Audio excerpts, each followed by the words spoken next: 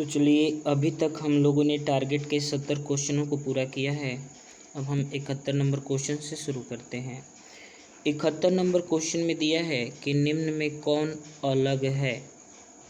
कौन अलग है? आपके पास ऑप्शंस हैं 3/5, ठीक है।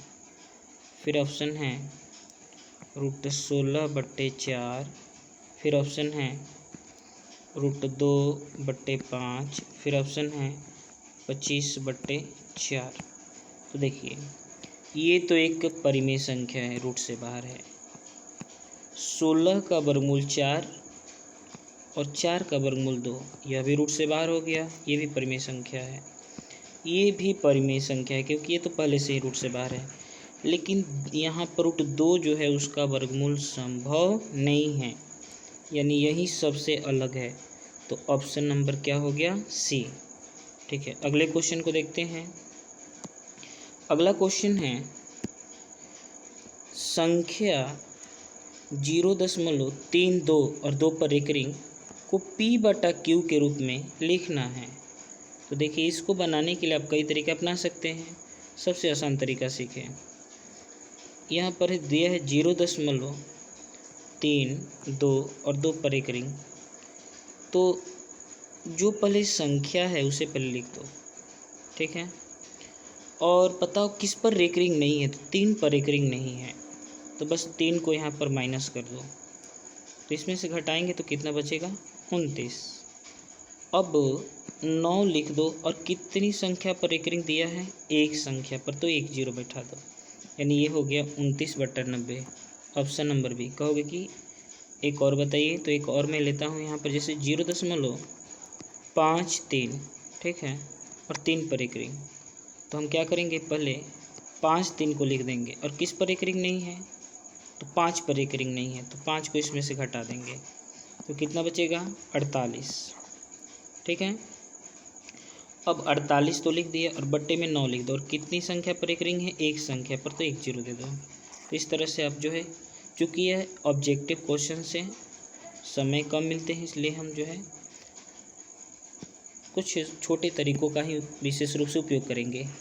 अगला क्वेश्चन है कि 2 तथा 2.5 के बीच अपरिमेय संख्या है। तो एक बात देखें कि अगर मैं √4 का वर्गमूल निकालूं तो होता है 2। अगर मैं √9 का वर्गमूल निकालूं तो होता है 3, यानी 2 और 3। और यहाँ पर दिया है 2 और 2.5 के बीच होना चाहिए। तो देखिए, 2 और 2.5 के बीच में कौन होगा? जो √4 और √9 के बीच में होगा। तो √11 तो नहीं है, √22.5 भी नहीं है, और √12.5 भी नहीं है, केवल क्या है? √5। तो √5 जो है वह 4 और 5 के बीच में, अर्थात तो उसका मान जो आएगा वो 2 और 2.5 के बीच में आएगा, यानी ऑप्शन नंबर क्या हो गया? बी। अगले क्वेश्चन को देखते हैं। अगला क्वेश्चन है कि निम्नलिखित में कौन सा कथन सही है? तो कथन क्या दिया है? पहला कथन दिया है कि 2 अपरिमेय संख्याओं का गुणनफल, 2 अपरिमेय संख्याओं का गुणनफल हमेशा अपरिमेय होता है। चलिए जांच करके देखते हैं। तो एक मैं अपरिमेय संख्या लेता हूँ √2, एक मैं अपरिमेय संख्या लेता हूँ √3। इन दोनों का मैं गुणा करके देखता हूँ, तो गुणा करने पर आएगा √6। हाँ, अपरिमेय संख्या हो रहा है, तो क्या हमेशा होगा? एक और उदाहरण देखते हैं। जैसे मैं लेता हूँ √3, एक अपरिमेय संख्या है। एक और मैं लेता हूँ √3, ये भी अपरिमेय संख्या है। तो जब इसका गुणा कराएंगे तो कितना आएगा? 9, लेकिन 9 का वर्गमूल कितना होगा? 3। और ये बोला है कि हमेशा अपरिमेय होगा, लेकिन हमें तो यहाँ परिमेय संख्या प्राप्त हो गई। तो पहला कथन क्या है? गलत है। दूसरे को देखते हैं। दूसरा है एक परिमेय एवं एक अपरिमेय संख्या का गुणनफल हमेशा अपरिमेय होता है। मतलब बोल रहा है एक परिमेय संख्या ले लो, और एक अपरिमेय संख्या ले लो और गुणा कराएंगे तो हमेशा अपरिमेय होगा। तो चलो जांच करके देखते हैं। एक परिमेय संख्या में लेता हूँ 2 और एक अपरिमेय संख्या में लेता हूँ 3, तो गुणा कराएंगे तो क्या होगा 2√3। हाँ ये तो अपरिमेय है। एक और में लेता हूँ, एक संख्या में लेता हूँ 5, एक संख्या में लेता हूँ √7, तो ये परिमेय है अपरिमेय है। गुणा करा कर देते हैं तो 5√7, हाँ ये भी अपरिमेय हुआ। यानी इसका ये कथन जो है वो सत्य है। ठीक है, इसके बाद 2 कथन और है, उसकी भी जांच कर लेते हैं। तो चलिए, तीसरा कथन बोल रहा है कि 2 अपरिमेय संख्याओं का जोड़ कभी अपरिमेय नहीं हो सकता। मतलब बोल रहा है कि 2 अपरिमेय संख्याओं को जोड़ेंगे तो कभी अपरिमेय नहीं होगा। देख लेते हैं। एक अपरिमेय संख्या में लेता हूँ 2√3, एक अपरिमेय संख्या में लेता हूँ 5√3, जोड़ कर देखता हूँ। तो जोड़ेंगे तो देखिए यहाँ पर 5 है और यहाँ पर 2 है, तो 5 और 2 जोड़ेंगे तो कितना हो जाएगा 7, और √3 का √3, क्योंकि बाहर वाला ही जोड़ा जाता है। तो इसने बोला था कि अपरिमेय नहीं हो सकता है, लेकिन यहाँ पर तो अपरिमेय आ रहा है, तो ये भी कथन क्या है असत्य है। अगला है कि एक पूर्णांक तथा एक परिमेय संख्या का जोड़ कभी पूर्णांक नहीं हो सकता। चलिए ये भी देख लेते हैं। तो एक पूर्णांक संख्या, तो एक पूर्णांक संख्या के रूप में मैं ले लेता हूँ 5, पूर्णांक मतलब पूरा पूरा, और एक परिमेय संख्या, एक परिमेय संख्या के रूप में मैं ले लेता हूँ 2/1। जोड़ कर देखते हैं तो इसके नीचे 1 मान लेते हैं, तो 2 1 और 1 का लघुत्तम भी 1 ही होगा। तो जब नीचे वाला 1 जैसा हुआ तो ऊपर वाले को सिंपली जोड़ देना है। तो 5 2 कितना हो गया 7, तो 7/1 है, तो इसे हम 7 भी लिख सकते हैं। तो ये तो एक परिमेय संख्या हो गया, सॉरी ये तो एक पूर्णांक संख्या हो गया, और इसने बोला था कि कभी पूर्णांक नहीं आएगा, तो ये भी कथन क्या है असत्य है। यानी इसका ऑप्शन नंबर क्या हो जाएगा बी। ठीक है, अगले क्वेश्चन को देखते हैं। अगला क्वेश्चन है, यदि n एक प्राकृतिक संख्या है तब √n है।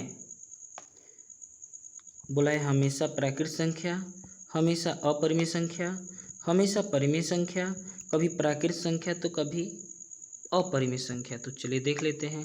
प्राकृतिक संख्या कहाँ शुरू होती है 1 से, तो 1 2 3 4 5 6 7 8 9। अब सबको मैं किस में रखना है रूट में रख कर देखता हूँ।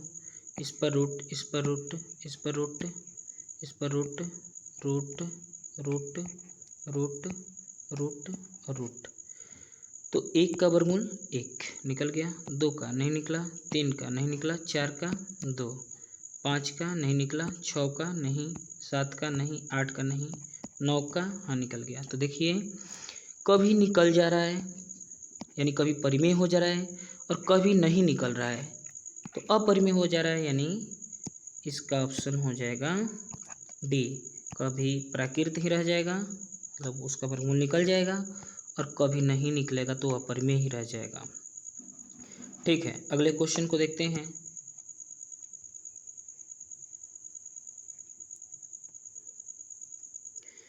अगला क्वेश्चन है कि यदि प्रथम 13,986 अभाज्य संख्याओं का योग n है तो n हमेशा भाज्य होगा। मतलब कह रहा है कि 1386 अभाज्य संख्याओं को अगर जोड़ दिया जाए तो किससे कटेगी। तो अभाज्य संख्याएं क्या होती हैं 2 3 5 7 11 13 ... मतलब जो किसी से कटने वाली नहीं है। तो बोल रहा है कि अगर इनको जोड़ कर देखें तो यह किससे कटेगा, 6 से कटेगा कि 4 से कटेगा कि 8 से कटेगा कि किसी से नहीं कटेगा। तो चलिए मैं 1386 के बदले हम छोटी संख्याओं को जोड़ कर ही देखते हैं कि क्या यह किसी से कटता है। तो मैं 2 संख्याओं को जोड़ कर देखता हूँ। तो यहाँ पर 3 और 2 जोड़ने पर कितना आएगा 5। क्या यह किसी से कटेगा, चूँकि यह विषम संख्या है तो यह जो है यह सम से कटने वाला, ये तो सभी सम है, ये सब सम से नहीं कटेगा। ठीक है, अब मैं 4 संख्याओं को जोड़ कर देखता हूँ। तो जोड़िए 7 5 12, 12 और 3 15, 16 17, तो क्या 17 भी एक विषम संख्या है, तो यह भी इन सम संख्याओं से नहीं कटेगी। एक बार और करते हैं, यहाँ तक जोड़ कर देखते हैं। तो यहाँ तक तो 17 हुआ, 17 और 10 27 एक 28, 28 और 10 38, 38 39 40 41, तो 41 हो गया। तो यह भी एक विषम संख्या है। यानी हम ये देख रहे हैं कि कितनी भी अभाज्य संख्याओं को जोड़ेंगे तो हमेशा एक विषम संख्या प्राप्त हो रही है।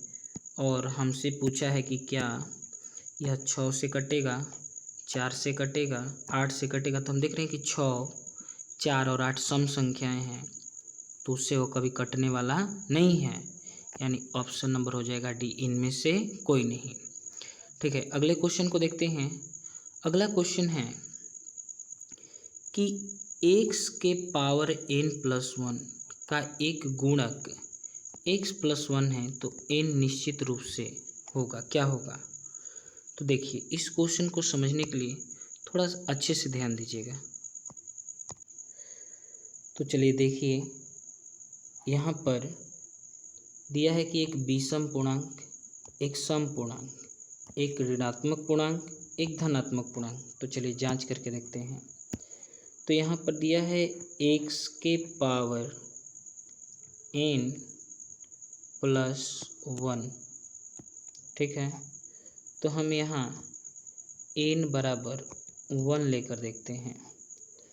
तो यहाँ x, n के जगह पर हम लोगों ने 1 रखा, +1, तो यह जो है हो जाएगा x के पावर 1 का मतलब x ही हो जाएगा +1। और इसका ये गुणक है, तो गुणक है तो इससे कटेगा, तो बटा में हो गया x+1। तो यहाँ पर ये कट जा रहा है। ठीक है, अब हम n बराबर 2 लेकर देखते हैं। तो x के पावर, जहाँ n है वहाँ पर हम 2 रखेंगे, +1। अब इसमें हम फिर से इसके गुणक x+1 से भाग करेंगे, तो हम पाएंगे कि यह कटेगा नहीं। ठीक है, अच्छा, n बराबर हम 3 लिख कर भी देखते हैं। तो 3 लेकर देखेंगे तो ये हो जाएगा, जहाँ n है वहाँ हम रखेंगे x के पावर 3+1। तो यहाँ पर हम चाहें तो पावर 3 दे सकते हैं। तो आप पढ़े होंगे AQ + BQ का फॉर्मूला होता है A + B into A² - AB + B², यानी x+1 into S² minus x गुणा 1 प्लस 1 का स्क्वायर। अब इसमें भी हम लोग इसके गुणक से भाग करके देखते हैं x+1 से। तो यहाँ देखेंगे कि यहाँ फिर से जो है ये हर से साफ हो गया, यानी पूरी तरह से कट गया। तो हम देख रहे हैं कि जब विषम था तो कटा, सम था तो नहीं कटा, फिर विषम लिए तो कट गया। यानी कि यहाँ पर n जो है क्या होगा, एक विषम पूर्णांक। ठीक है, अगले क्वेश्चन को देखते हैं। अगला क्वेश्चन है, संख्या रेखा यानी नंबर लाइन पर प्रत्येक बिंदु प्रदर्शित करता है। ऑप्शन है एक वास्तविक संख्या, एक प्राकृत संख्या, एक परिमेय संख्या, एक अपरिमेय संख्या। तो देखिए, संख्या रेखा पर जो संख्या रेखा होती है उस पर दुनिया की तमाम तरह की संख्याएं हैं। प्राकृत संख्या भी है, परिमेय संख्या भी है, अपरिमेय संख्या भी है। और इन सभी संख्याओं को मिला करके जो परिवार बनता है उसे कहते हैं वास्तविक संख्या। यानी भाई एक व्यक्ति है, बहन एक व्यक्ति, माता एक व्यक्ति, पिता एक व्यक्ति, लेकिन इन सबको मैं कहूँ मिला करके तो मैं कह सकता हूँ परिवार। तो परिवार में सभी शामिल हो गए। वैसे ही प्राकृत संख्या, परिमेय संख्या, अपरिमेय संख्या, ये सभी संख्याएं मिल करके जो परिवार बनाती है उसे कहते हैं वास्तविक संख्या। यानी संख्या रेखा पर क्या मौजूद है? वास्तविक संख्या, यानी सभी संख्याएं। अगला क्वेश्चन है, निम्नलिखित में कौन सा भिन्न का दशमलव प्रसार शांत है? इस तरह के क्वेश्चंस को बना बनाकर आपका अभ्यास हो गया होगा, क्योंकि बार बार ये पूछ रहा है। तो मैंने आपको बोला है कि नीचे जो है कट करके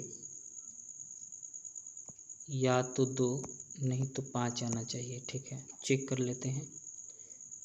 पहला है 11/700। तो 700 को कटाकर 7 को कटाइएगा, सिंपल समझे।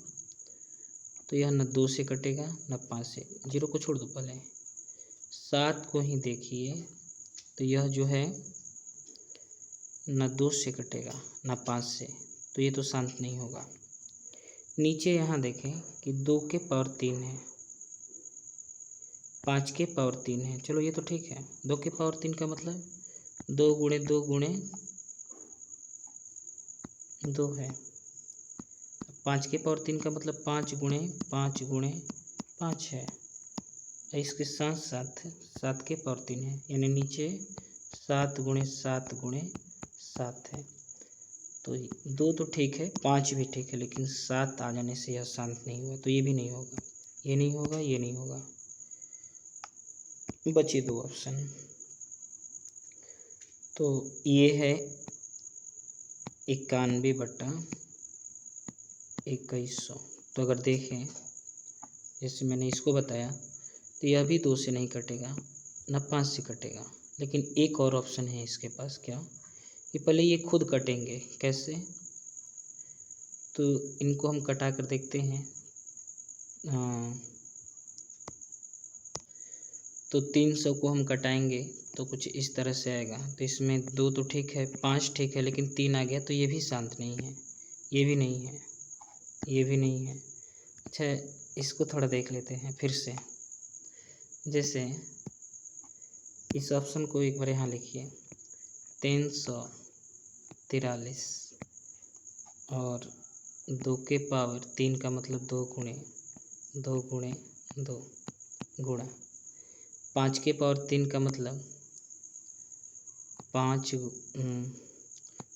गुणा 5 गुणा 5 और 7 के पावर 3 का मतलब 7 गुणे 7 गुणे 7। तो ध्यान दें आप, ये सही है, ये सही है। क्या ये सही है शांत होने के लिए? ठीक है, सही तो नहीं है, लेकिन इसके पास एक ऑप्शन है। क्या? 7 गुणे 7 गुणे 7 करेंगे तो ये हो जाएगा 343, और 343 से 343 कट जाएगा, यानी ऑप्शन नंबर हमारा सी होगा। शुरुआत में थोड़ा सा ऐसा लगा कि नहीं होगा, लेकिन ऑप्शन नंबर सी होगा। ठीक है, अगले क्वेश्चन को देखते हैं। अगला क्वेश्चन है कि सबसे छोटी पूर्ण वर्ग संख्या जो 16, 20 और 24 प्रत्येक से भाज्य हो, मतलब कौन ऐसी संख्या है जो पूर्ण वर्ग है और वह 16 से भी कटेगी, 20 से भी और 24 से भी। तो आप कहेंगे कि ये पूर्ण वर्ग क्या होता है? तो पूर्ण वर्ग का मतलब ये हुआ, जैसे 2 गुणे 2 तो कितना आया? 4। तो 4 पूर्ण वर्ग है, सॉरी 4 जो है पूर्ण वर्ग है। क्यों? क्योंकि 4 के लिए 2 और 2 है। 9 भी पूर्ण वर्ग है। क्यों? क्योंकि 9 के लिए 3 और 3 है। क्या 11 भी? नहीं, 11 नहीं, 11 के लिए कुछ नहीं है। तो ठीक है, इस क्वेश्चन को बनाने के लिए सबसे पहले आप देखिए कि क्या 240 का वर्गमूल होगा? नहीं होगा। 1600 का हाँ हो जाएगा, 2400 का नहीं होगा, 3600 का हाँ हो जाएगा। यानी 2 ऑप्शन तो ऐसे ही कट गया। क्योंकि इनका वर्गमूल नहीं है तो ये पूर्ण वर्ग हुए कहाँ से। हाँ ये है और ये भी है। अब इन दोनों में कौन आंसर है कैसे पता करेंगे, तो सबसे पहले हम इनका जो है लघुत्तम निकाल लेते हैं। क्योंकि जब भी देखो छोटी कहा छोटी से छोटी बोले तो जो आप हिंदी में क्या कहते हो लघुत्तम को, लघुत्तम। लघु मतलब क्या होता है छोटा, तो लघुत्तम छोटी संख्या बोले तो लघुत्तम निकालना है। तो 16, 20 और 24 का हम लघुत्तम निकालते हैं। तो 4 से लेकर जाते हैं, 4 चौका 16, 4 पच्चीस 20, 4 छक्का 24, 2 से जाएगा, 2 दूनी 4, 5 की 5, 2 तिहाई 6। अब तो नहीं जाएगा, गुणा करेंगे तो 4 दूनी 8, 8 दूनी 16, 16 पच्चीस 80 और 80 में जब 3 से होगा तब 240, यानी लघुत्तम आ गया 240। 240 आ गया तो हमें किस पर चेक करना है, एक 1600 में और एक 3600 में। तो देख लेते हैं 240 से जो है 1600 कटता है कि 3600 कटता है। तो सबसे पहले 1600 में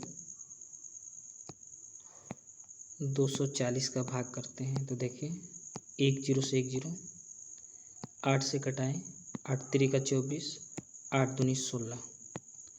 तो ये तो भाई पूरी तरह से नहीं कटा, ये तो बटे में आ गया, तो ये नहीं हो सकता है। ठीक है, अब 3600 में भाग करके देखते हैं। तो 3600 में हम 224 से भाग करके देखते हैं। तो देखिए 1 0 से 1 0 कट गया, 12 से कटाओ तो 12 दूनी 24, 12 3 36, फिर 2 से कटाओ तो कितने बार में कट गया, 15 बार में। यानी यहाँ पर ऑप्शन नंबर क्या हो गया, डी।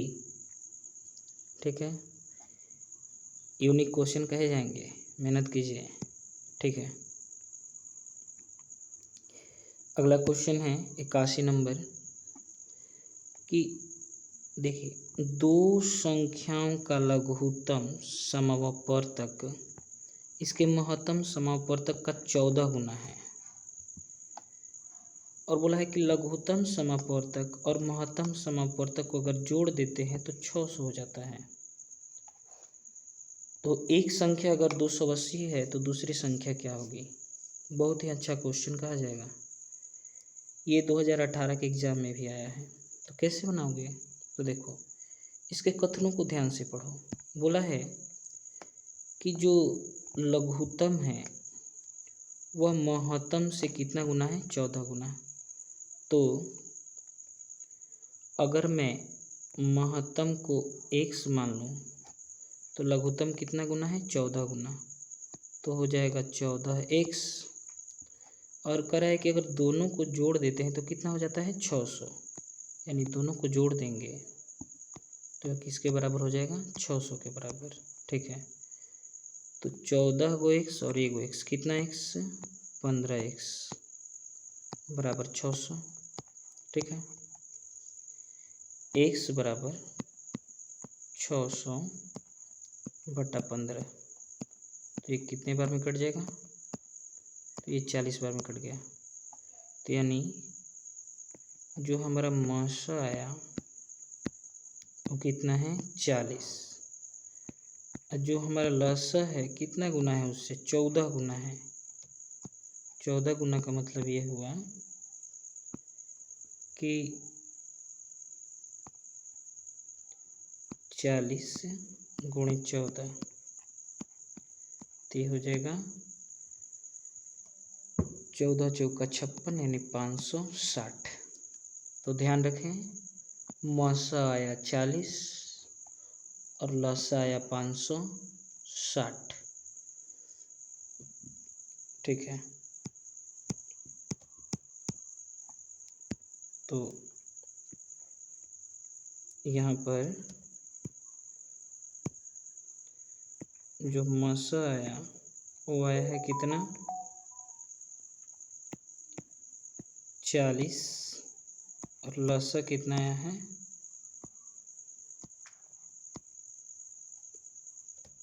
560। तो यहाँ पर एक फार्मूला आप बार बार पढ़ रहे हैं क्या, पहली संख्या गुणे दूसरी संख्या बराबर लस गुणा मस। तो यहाँ पहली संख्या कितनी है 280। दूसरी संख्या तो निकालनी है, तो यहाँ दूसरी संख्या के लिए वही संकेत दे दो। लस कितना आया 560 और मस कितना आया 40। तब दूसरी संख्या बराबर 560 गुणे 40। जो चीज़ यहाँ गुणा करे जाकर क्या करेगा भाग 280। तो 1 0 से 1 0 कट गया, ठीक है। और यहाँ देखें 28 दूनी 56 यानी 20 बार में। तो यहाँ 20 बचा, यहाँ 4 बचा, 20 चौका 80 यानी ऑप्शन नंबर हमारा क्या हो गया बी। ऑप्शन नंबर क्या हो गया बी। तो इस प्रकार हम लोगों ने अभी तक 81 क्वेश्चंस को पूरा किए, ठीक है।